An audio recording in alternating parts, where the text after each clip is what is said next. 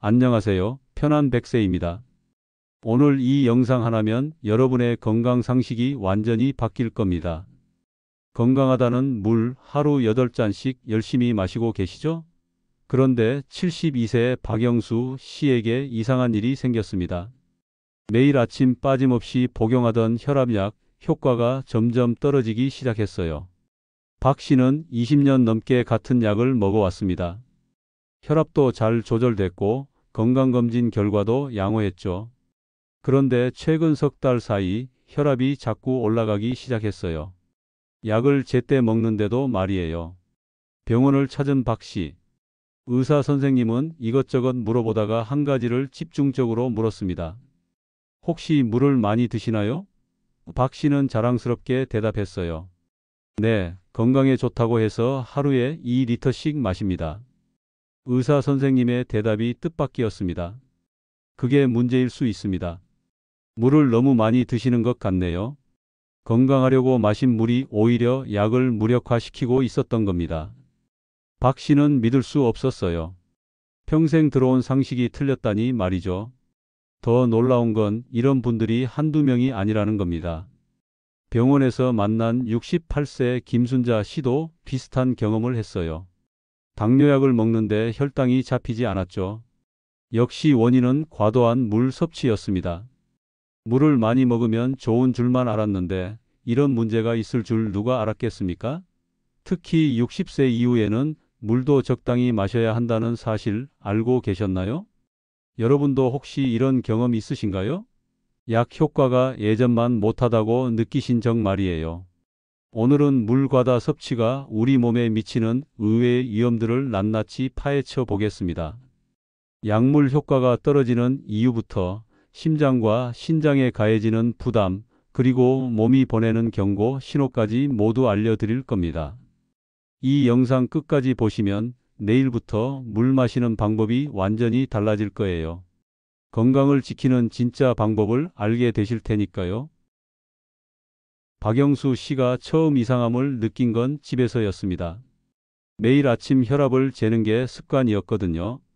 그런데 요즘 들어 자꾸 높게 나왔어요. 200 가까이 찍혔죠. 전에는 130 정도였는데 말이에요. 뭔가 잘못됐다는 생각이 들었습니다. 약도 제때 먹고 짜게도 안 먹고 산책도 매일 하는데 왜 이럴까요? 다음 날 병원을 찾았습니다. 의사 선생님은 박 씨의 생활을 하나하나 물었어요. 운동은 하세요? 네, 매일 30분씩 걷습니다. 술은요? 끊은 지 10년 됐습니다. 짜게 드세요? 아니요, 집사람이 싱겁게 해줍니다. 의사 선생님이 잠시 생각하더니 물었습니다. 그럼 물은 얼마나 드세요? 박 씨는 가슴을 펴며 대답했어요. 아, 건강 프로그램에서 물을 많이 마시래서요. 매일 2리터는 꼭 채워 마십니다. 아침에 500ml, 점심 전에 500ml, 저녁 전에 또 500ml, 자기 전에 500ml요. 의사 선생님의 표정이 달라졌습니다. 바로 그겁니다. 물을 너무 많이 드시는 거예요. 박 씨는 어리둥절했습니다. 물이 몸에 좋은 거 아닌가요? 독소도 빼주고 혈액순환도 좋게 하고. 의사 선생님이 천천히 설명을 시작했어요. 물론 물은 필요합니다. 하지만 너무 많이 마시면 문제가 생겨요. 특히 약을 드시는 분들은 더 조심해야 합니다. 물을 많이 마시면 혈액이 묽어져요. 그러면 약 성분도 함께 희석되는 겁니다. 박 씨가 물었습니다. 그럼 약을 더 먹으면 되는 거 아닌가요? 의사 선생님이 고개를 저었어요. 그렇게 간단하지 않아요. 약을 늘리면 간이나 콩팥에 부담이 갑니다. 부작용 위험도 커지고요.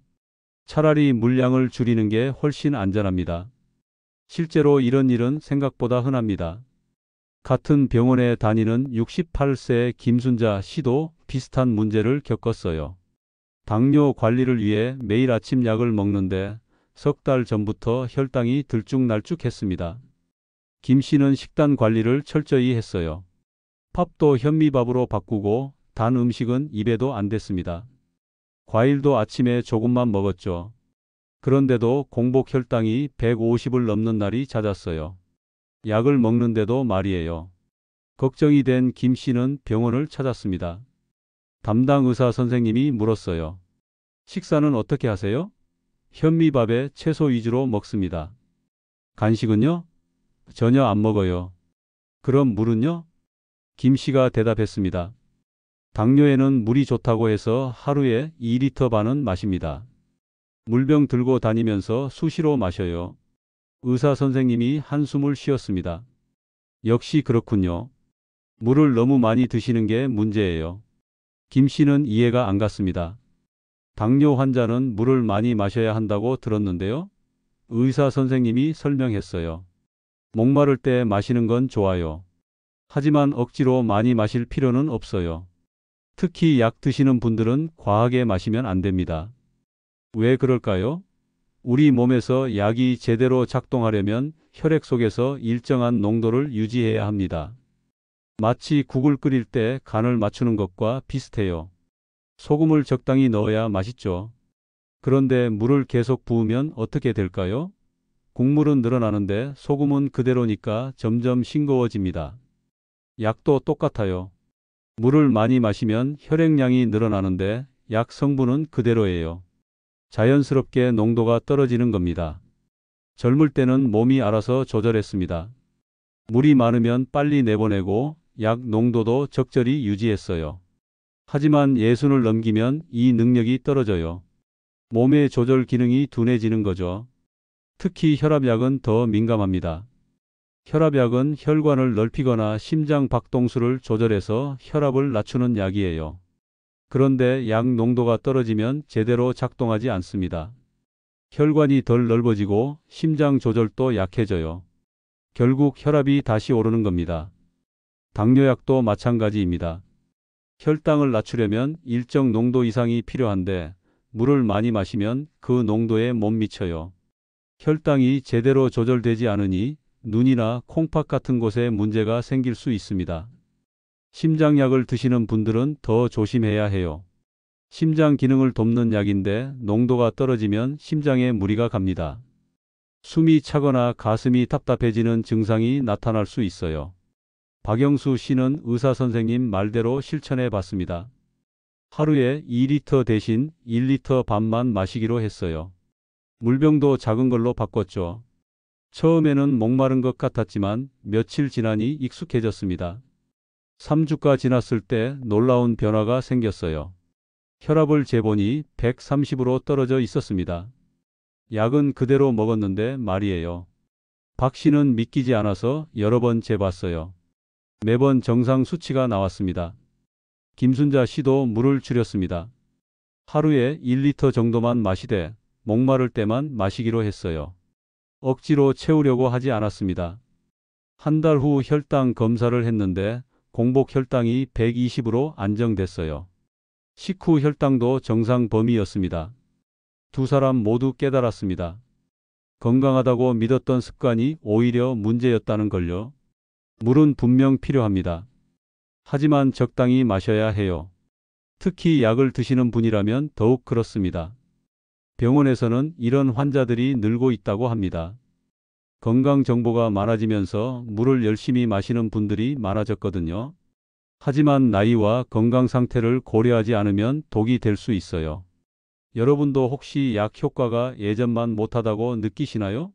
약은 제때 먹는데 증상이 조절되지 않는다면 물 섭취량을 한번 점검해 보세요. 생각보다 간단한 해결책일 수 있습니다. 박영수 씨는 이제 물을 마실 때 생각합니다. 내 몸에 정말 필요한 만큼만 마시자.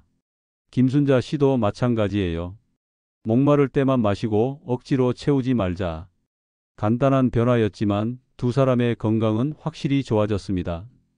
약도 제대로 작동하고 증상도 안정됐어요. 물 때문에 약이 제 역할을 못하고 있었던 겁니다.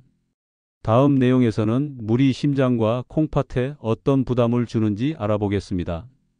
약물 효과가 떨어지는 것도 문제지만 물이 우리 몸의 장기에 직접 영향을 미친다는 사실을 아는 사람은 많지 않습니다.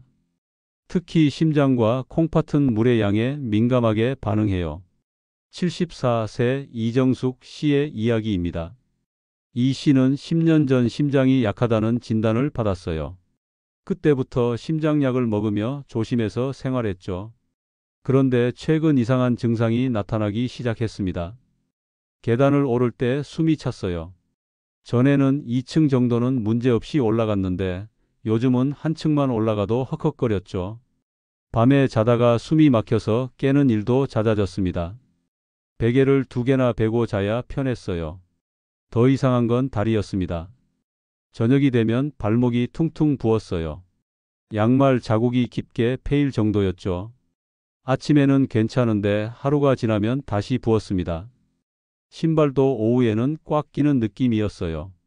이 씨는 걱정이 돼서 병원을 찾았습니다. 심장 검사를 하더니 의사 선생님이 말했어요.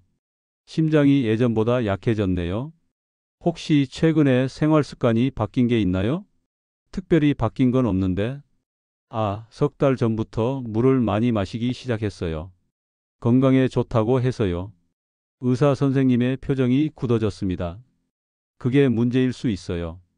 심장이 약한 분은 물을 많이 마시면 안 됩니다. 왜 그럴까요? 우리 심장은 펌프와 같습니다. 혈액을 온몸에 보내는 역할을 하죠. 그런데 물을 많이 마시면 혈액량이 늘어나요. 심장은 더 많은 양을 펌프질해야 하는 겁니다. 젊고 건강한 심장은 이 정도 부담을 견딥니다. 하지만 이미 약해진 심장은 다릅니다. 늘어난 혈액량을 감당하지 못하고 힘들어해요.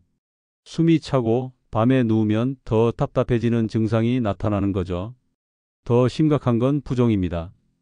심장이 혈액을 제대로 순환시키지 못하면 물이 다리나 발에 고이기 시작해요. 특히 중력 때문에 아래쪽부터 붓는 겁니다. 이 씨의 발목이 부은 이유가 바로 이거였어요. 의사 선생님이 설명을 이어갔습니다. 물을 줄이셔야 해요. 하루에 1리터 정도면 충분합니다. 그리고 자기 전 3시간부터는 물을 마시지 마세요. 이 씨는 놀랐습니다. 그렇게 적게 마셔도 되나요? 의사 선생님이 고개를 끄덕였어요. 심장이 약한 분들은 오히려 물을 조절해야 합니다. 목마를 때만 조금씩 마시는 게 좋아요.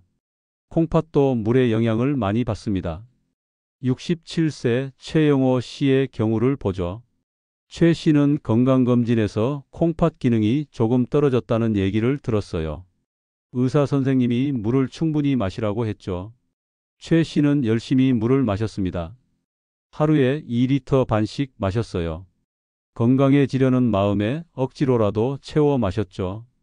그런데 3달 후 다시 검사를 했더니 콩팥 수치가 더 나빠져 있었습니다. 의사 선생님이 물었어요. 물을 많이 드셨나요? 최 씨가 대답했습니다. 네, 선생님이 물을 많이 마시라고 하셔서 하루에 2리터 반씩 마셨어요. 의사 선생님이 당황한 표정을 지었습니다. 그 정도로 많이 마시라는 건 아니었는데요. 콩팥은 우리 몸의 정수기입니다. 혈액을 걸러서 노폐물을 소변으로 내보내죠. 하지만 나이가 들면 콩팥 기능이 떨어져요. 60을 넘으면 젊을 때의 70% 정도만 작동합니다. 이런 상태에서 물을 과도하게 마시면 어떻게 될까요? 콩팥이 처리해야 할 양이 너무 많아져요. 약해진 콩팥으로는 감당이 안 되는 겁니다. 결국 콩팥은 더 빨리 나빠집니다. 게다가 물을 많이 마시면 미네랄 균형도 깨집니다. 나트륨, 칼륨, 마그네슘 같은 성분들이 희석되거든요. 이런 미네랄들은 우리 몸이 제대로 작동하는데 꼭 필요한 것들이에요. 나트륨이 부족하면 무기력해집니다. 칼륨이 모자라면 근육에 쥐가 나거나 심장 박동이 불규칙해져요. 마그네슘이 떨어지면 경련이 일어날 수 있죠. 실제로 이런 증상들을 호소하는 분들이 적지 않습니다. 65세 강미선 씨도 그랬어요. 물을 하루에 2리터씩 마시다가 자주 어지러움을 느꼈습니다. 일어설 때마다 핑 도는 것 같았어요. 다리에 쥐도 자주 났죠. 밤에 자다가 종아리가 아파서 깨는 일이 잦았습니다. 병원에서 검사를 해보니 나트륨과 칼륨 수치가 낮았어요. 의사 선생님이 물었습니다. 물을 많이 드시나요? 강 씨가 대답했어요. 네, 건강하려고 열심히 마셨어요. 의사 선생님이 설명했습니다. 물을 너무 많이 마시면 미네랄이 희석돼요. 그래서 이런 증상이 나타나는 겁니다. 물을 좀 줄이시고 곡물이나 과일로도 수분을 보충하세요. 이정숙 씨는 물을 하루 1리터로 줄였습니다. 처음에는 불안했어요. 이렇게 적게 마셔도 되나? 하는 생각이 들었죠. 하지만 2주가 지나자 변화가 느껴졌습니다. 숨쉬기가 편해졌어요. 계단도 예전처럼 오를 수 있었죠. 밤에도 베개 하나로 편하게 잤습니다. 무엇보다 발목 붓기가 사라졌어요. 신발도 하루 종일 편하게 신을 수 있었죠. 최영호 씨도 물을 줄였습니다. 하루에 1리터 반 정도만 마시되 억지로 채우지 않았어요. 목마를 때만 마셨죠. 석 달 후 검사를 했더니 콩팥 수치가 조금 나아져 있었습니다. 의사 선생님도 다행이라며 안도했어요. 강미선 씨는 물을 1리터 정도만 마시기 시작했습니다. 대신 식사 때 곡물을 좀 더 먹고 과일도 챙겨 먹었어요. 한 달쯤 지나니 어지럼증이 사라졌습니다. 다리에 쥐도 나지 않았고요. 세 사람 모두 깨달았습니다. 물이 좋다고 해서 무조건 많이 마시는 게 답이 아니라는 걸요. 특히 심장이나 콩팥이 약한 사람은 오히려 조심해야 한다는 사실을 알게 됐습니다. 의사 선생님들은 말합니다. 건강한 젊은 사람들의 기준을 나이 든 사람에게 그대로 적용하면 안 된다고요. 몸 상태가 다르니까요. 나이가 들수록 자기 몸에 맞는 방법을 찾아야 합니다. 물도 마찬가지입니다. 누군가에게는 2리터가 적당할 수 있지만 다른 사람에게는 독이 될 수 있어요. 자기 몸의 상태를 살펴보고 적절한 양을 찾는 게 중요합니다. 심장이 약하거나 콩팥 기능이 떨어진 분이라면 특히 조심하세요. 물을 너무 많이 마시면 장기에 무리가 갑니다. 목마를 때만 조금씩 마시는 게 훨씬 안전해요. 그렇다면 우리 몸은 물이 과하다는 신호를 어떻게 보낼까요? 69세 정미경 씨의 이야기를 들어보겠습니다. 정 씨는 석 달 전부터 이상한 증상을 느꼈어요. 아침에 일어나면 소변 색깔이 거의 투명했습니다. 물처럼 맑았죠. 처음에는 건강한 신호라고 생각했어요. 독소가 다 빠져나가는구나 싶었거든요. 그런데 다른 증상들도 나타나기 시작했습니다. 저녁이 되면 발목이 퉁퉁 부었어요. 양말을 벗으면 자국이 깊게 패였죠. 손가락으로 눌러보면 한참 동안 들어간 자리가 올라오지 않았습니다. 무엇보다 힘든 건 밤이었어요. 자다가 화장실에 4번씩 갔습니다. 한 번 깨면 다시 잠들기 힘들었죠. 아침에 일어나면 피곤했어요. 제대로 잔 것 같지 않았습니다. 증상이 계속되자 결국 병원을 찾았습니다. 의사 선생님이 소변 검사 결과를 보더니 말했어요. 나트륨 농도가 낮네요. 물을 너무 많이 드시는 것 같습니다. 정 씨가 놀라서 물었습니다. 소변이 맑은 게 나쁜 건가요? 의사 선생님이 설명했습니다. 너무 맑은 건 오히려 문제예요. 정상적인 소변은 연한 노란색이어야 합니다. 투명하다는 건 물을 과하게 마신다는 신호죠. 이와 비슷한 경우가 또 있습니다. 72세 한영수 씨는 최근 입맛이 없어졌어요. 아침에 일어나면 속이 메스꺼웠습니다. 밥을 안 먹어도 배가 부른 것 같았죠. 한 씨는 소화제를 먹어봤습니다. 효과가 없었어요. 위 내시경도 했죠. 특별한 이상은 없었습니다. 그런데 증상은 계속됐어요. 식사량이 점점 줄었습니다.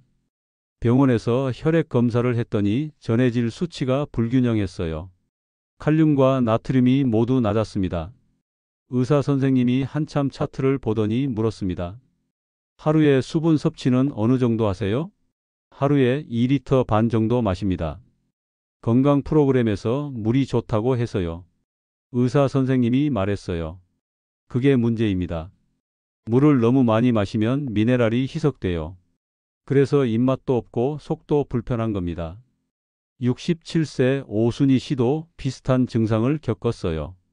밤에 자다가 종아리에 쥐가 났습니다. 아파서 소리를 지를 정도였죠. 한 번 나면 한참을 주물러야 풀렸어요. 오 씨는 칼슘이 부족한 줄 알고 영양제를 먹었습니다. 효과가 없었어요. 여전히 일주일에 서너 번 쥐가 났습니다. 낮에도 다리가 저렸어요. 계단 오를 때 힘이 없는 것 같았죠. 병원에서 검사를 해보니 칼륨 수치가 낮았습니다. 의사 선생님이 진료 기록을 보면서 말했어요. 평소 수분 섭취량이 어떻게 되시죠? 하루에 2리터는 마셔요. 의사 선생님이 설명했습니다. 물을 많이 마시면 칼륨이 희석돼요. 그래서 근육에 쥐가 나는 겁니다. 물을 좀 줄이고 바나나나 고구마 같은 음식으로 칼륨을 보충하세요.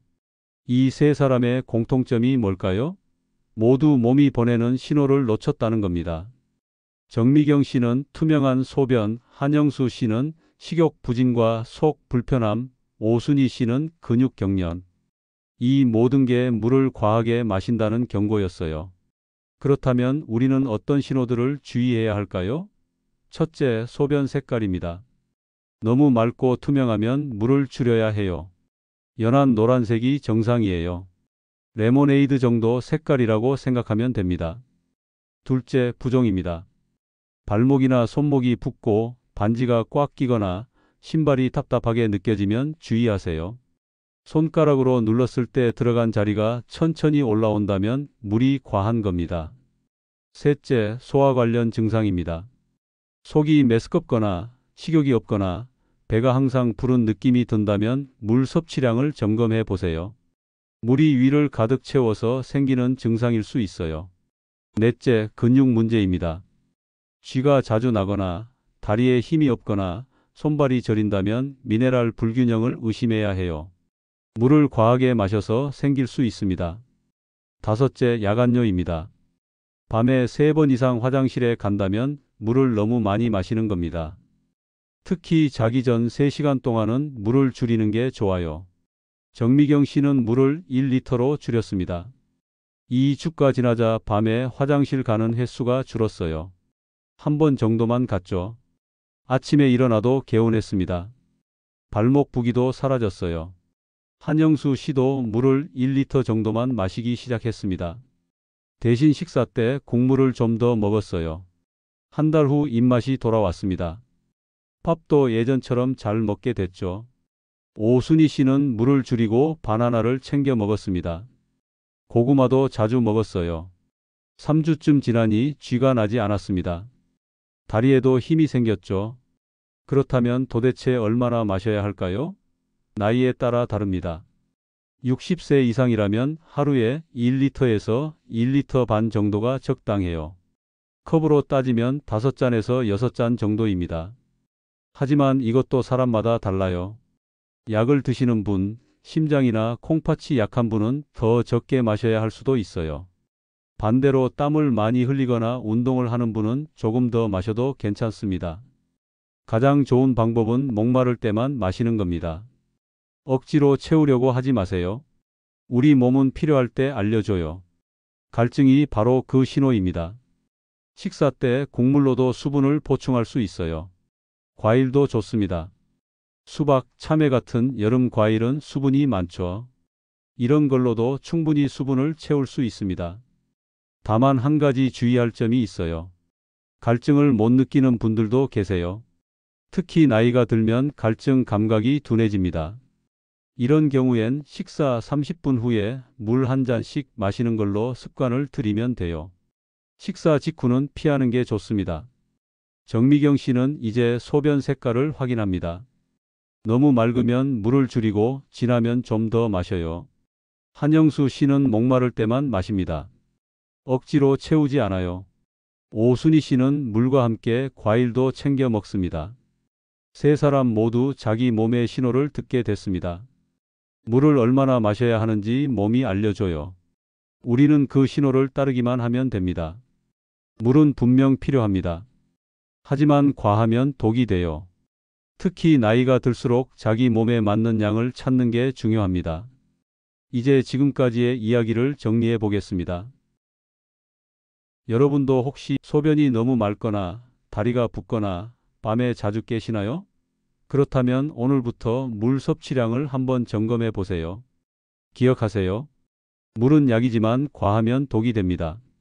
특히 60세 이후에는 하루 1리터에서 1리터 반이면 충분해요. 컵으로 5잔에서 6잔 정도죠. 목마를 때만 마시고 억지로 채우지 마세요. 약을 드시는 분이라면 더욱 조심하세요. 물 때문에 약 효과가 떨어질 수 있어요. 심장이나 콩팥이 약한 분들도 마찬가지입니다. 주치의 선생님과 상담해서 자기에게 맞는 수분량을 찾으세요. 가장 좋은 방법은 몸의 신호를 듣는 겁니다. 갈증이 나면 마시고 소변 색깔을 확인하고 부종이 있는지 살펴보세요. 우리 몸은 필요한 만큼만 원해요. 건강하다고 믿었던 습관이 오히려 해가 될 수 있습니다. 하지만 알고 나면 바꿀 수 있어요. 오늘 이 영상이 여러분의 건강을 지키는 데 도움이 되었기를 바랍니다. 도움이 되셨다면 구독과 좋아요, 알림 설정 부탁드려요. 여러분의 건강한 노후를 위해 편한 백세가 늘 함께 하겠습니다. 감사합니다.